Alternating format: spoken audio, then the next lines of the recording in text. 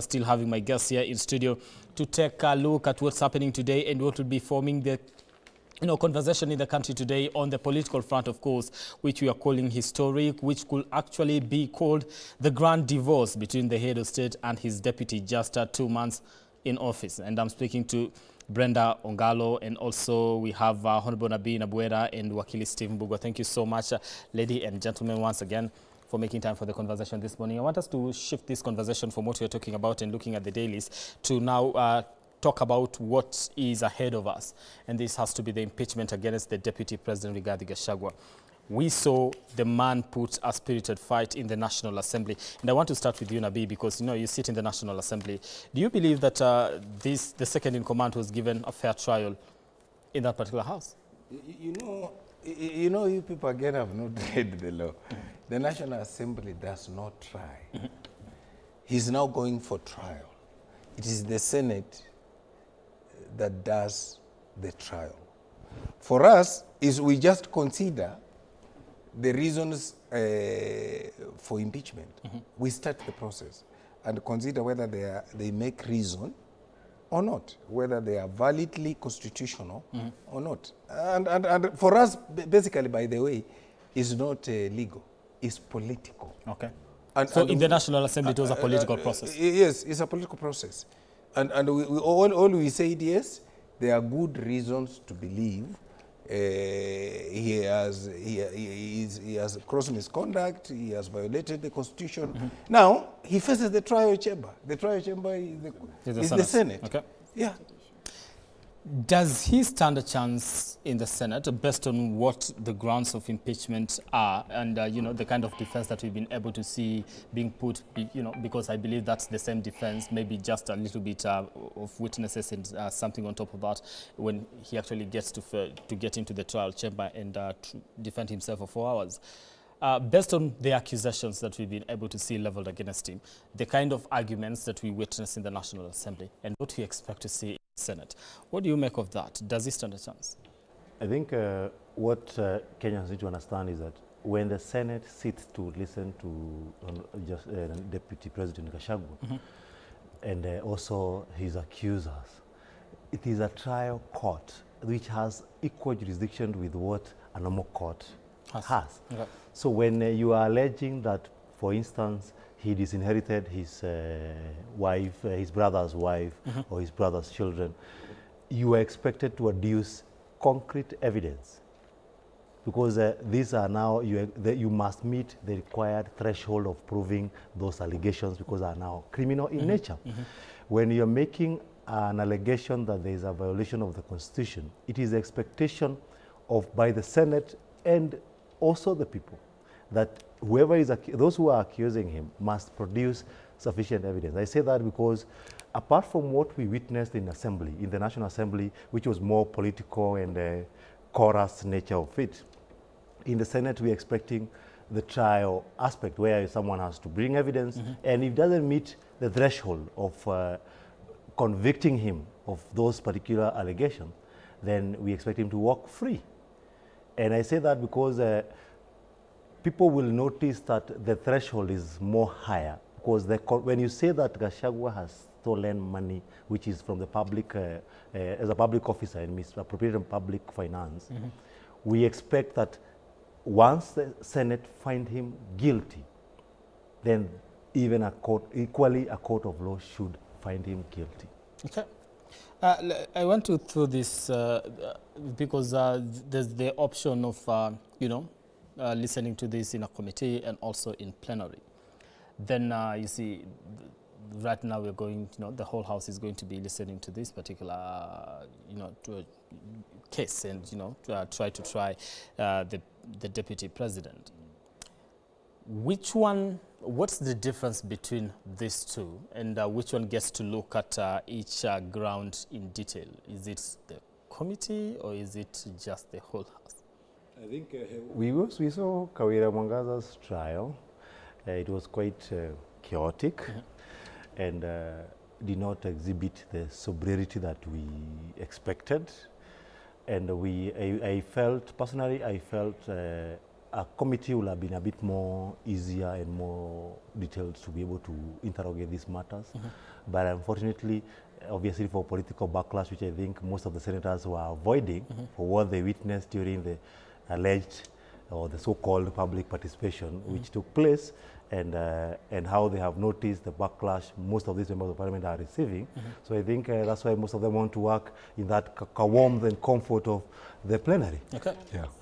Brenda, when we go to plenary, are we going to see all the grounds? And we'll come back and talk about the issues to do with some of these grounds. With, you know, you mentioned something to do with disinheriting the family, which was not initially one of the grounds, but, you know, seems to have made its way on the floor of the House. And I don't know whether it's going to be, you know, tabled in the Senate, because I've been able to see an affidavit as far as that is concerned. But when we take this to plenary and we have 11 grounds, are we likely to see the, you know, the House now, you know, after the defense has been given to some of these issues, cross-examination and all that, and now we start debating before we take a vote? Are we taking a vote on each of these grounds or just in general? And what gets to determine, if at all these 11 grounds, we say 6 have not been, you know, proven and 6 have been proven, what then holds water all the way? The grounds as they were, because at this point, Senate is a quasi-judicial body that is going to handle this. Senate has over time been upheld to be a more sober house, but not really sober, but just because of the role that they do play, that they come in after we are done with the political chaos at the National Assembly.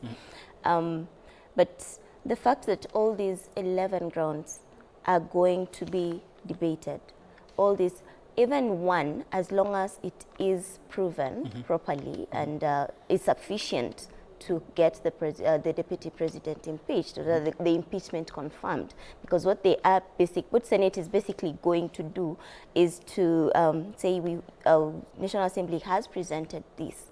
The National Assembly now is the accuser.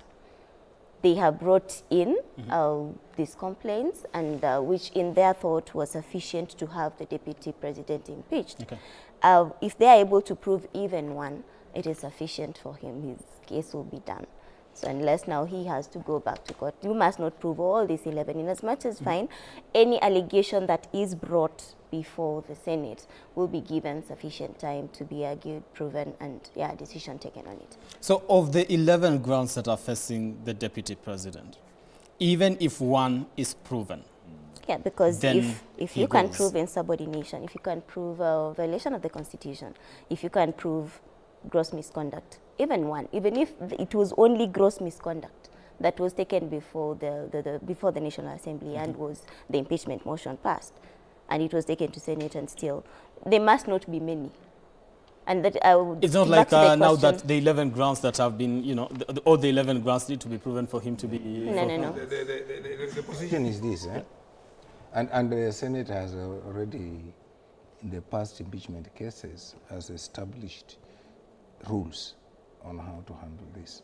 The voting is done background, and it will be. It is expected like so. Okay. So after the National Assembly presents its case,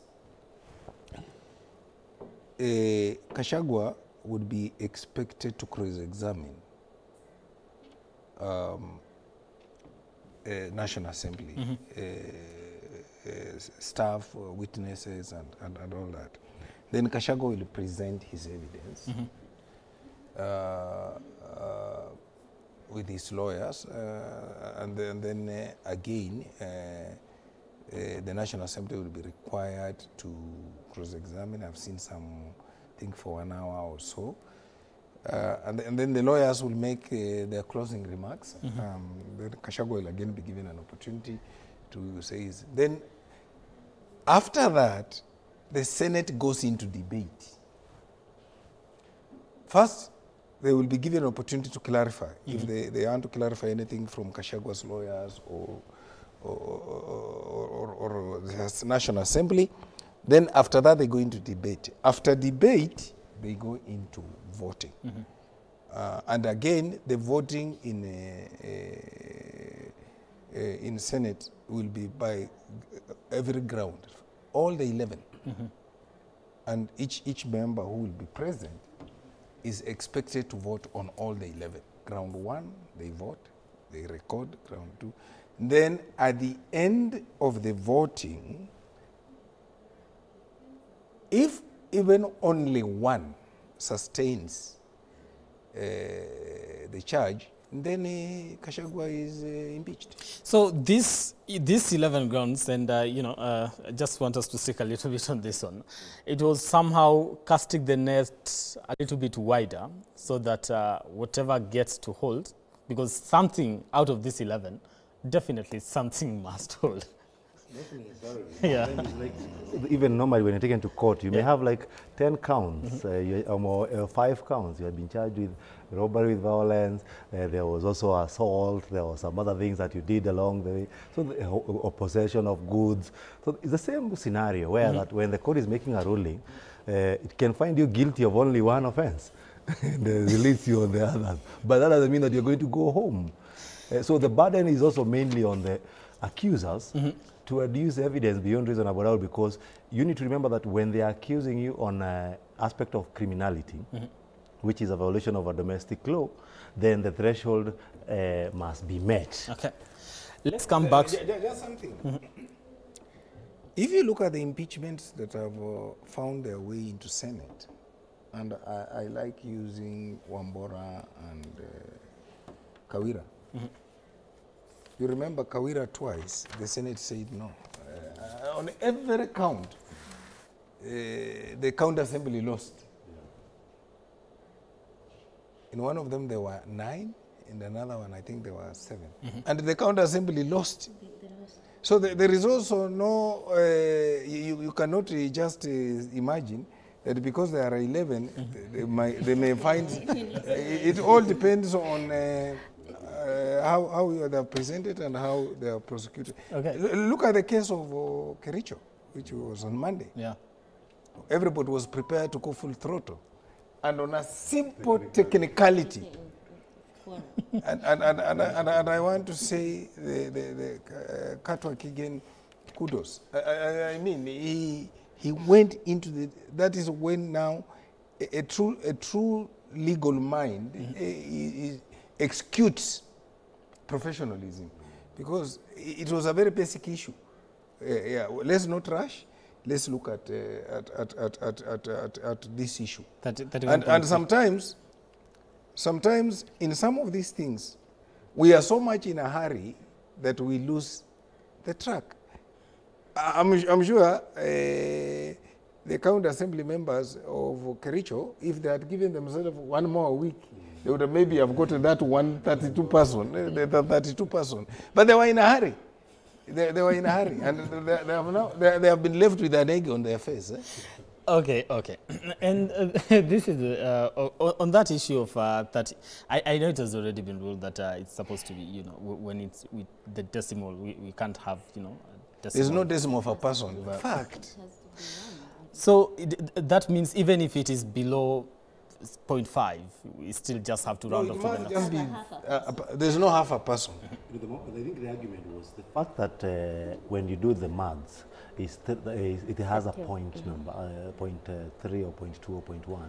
It clearly even means, if it was 0.9. so the motivation is that point represents a person, because it means there is supposed to be somebody who should vote on that particular aspect, because a human being cannot be a third or a quarter. So then you give a whole person. So we round off to the next. Nearest, the next number. If we say the nearest, then you no, it's the next number. That would make a lot of sense.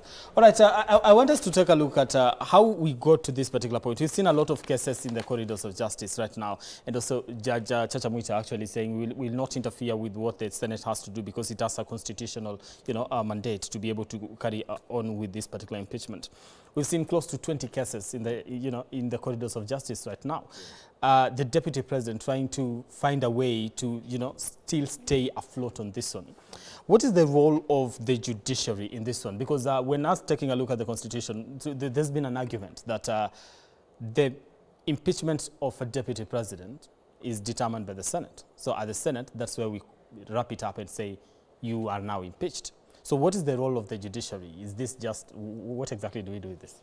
I think what probably Kenyans need to understand is that the Kenyan system, we have three arms of the government, and the role is checks and balances, where the parliament passes the law, the president, the executive implements, the judiciary interpret the law, and that's where you find that even in this particular process, though the aspect of impeachment or the process of impeachment is a parliamentary process, where it is the National Assembly and the Senate that is mandated to deal with that, the role of the judiciary is also to ensure that as you execute your mandate, the National Assembly and the Senate, you must do it within the confines of the Constitution.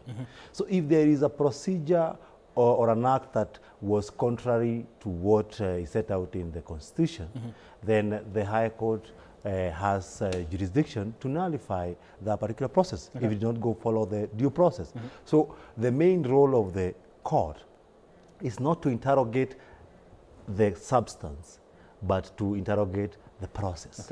So if the parliament was supposed to conduct a public participation, then the court will have to look at what was done. Does it meet the tenet of good public participation according to the constitutional requirement?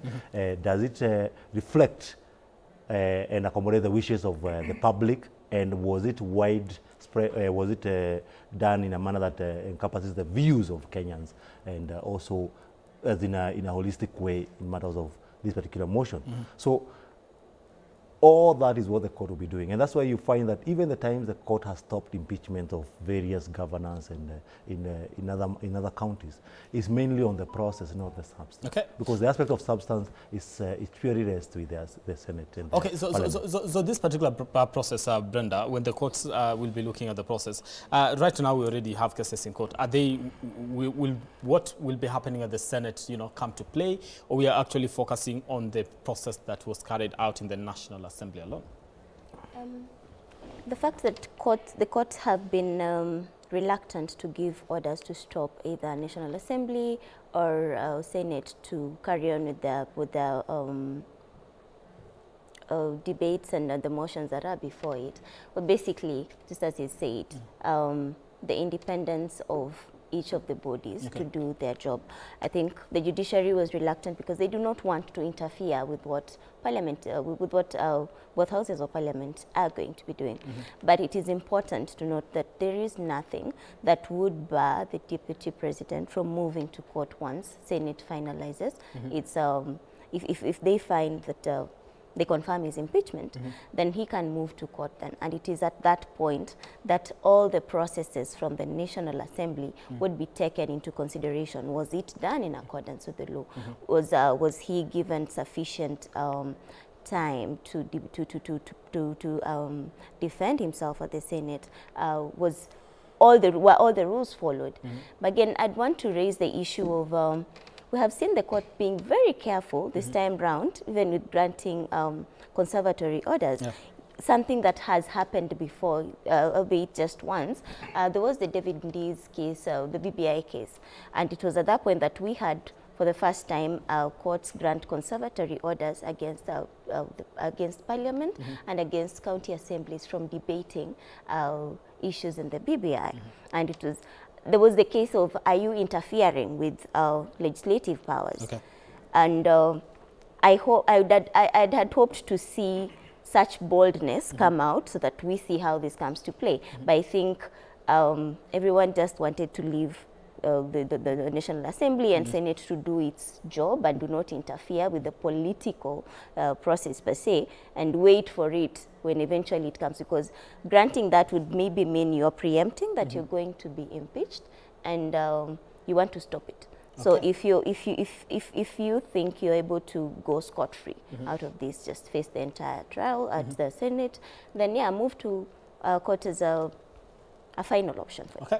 I have a lot of problems with the arguments from my two colleagues. And unfortunately for me, they are all lawyers, and they are not being sincere. Why am I saying this? This very court, and she has said it, they gave conservatory orders on BBI. I was at the center of that BBI debate. They have given conservatory orders in other cases, including Kibuda Kibuana's case, in the Senate. So all I'm saying, the court has caused confusion in jurisprudence in this country. Actually, part of the problem Kenya will find himself where it is because of the court in this country. They look at the face of Nabwera and say, Nabwera, we should handle him this way. Faith, we should handle him this way. Brenda, we handle like that. And this is not good for the country. However, I'm also very careful. Even on some matters, including the issues we have looked at in legislations, there's legislations. Sometimes we have the people have gone to court and courts conservative orders to stop Parliament from proceeding. So court must decide which is the direction. Are we leaving Montesquieu's case, where Montesquieu says separation of power is sacred? Is sacred. Or are we living into the new legal jurisprudence where we say, I can't wait when I see Nabi raping a woman, I need to stop it because it's a wrong thing. You see? That is the direction we need to get clearly from our courts. We don't know what will happen this morning. We don't want to preempt, because at 8, a 3-judge bench will be making something. We don't know what will go. But for me, Mwita Chacha made it very clear. He said, yes, let them go on. But we are waiting. If you still feel they have unjustifiably dealt with you, come back here and we will address the issues of injustice in this matter. All right. Now, what am I saying? What I'm saying is that as a country, we have a country to keep together. Because we have a country to keep together, I believe where we in the legislature and where the executive can have excesses, then our constitution is drafted in such a way that the arbiter, the belief is that the judiciary will then bring everybody to sanity. Okay. That is how our constitution is drafted. I want to take a break here on the program. Of course, 25 minutes past the hour. We continue the conversation here on New Dawn. When we come back, we'll be taking a look at, continue the conversation, but also focusing on how exactly did we get here. To when did this start and how is it likely to end? Continue engaging us on our socials at K24 TV across social media platforms. We'll be sampling your feedback as we continue the program this particular morning. Of course, as Gachagua, that is the Deputy President of the Republic of Kenya under the new constitution, the second Deputy President, will be facing the Senate, of course.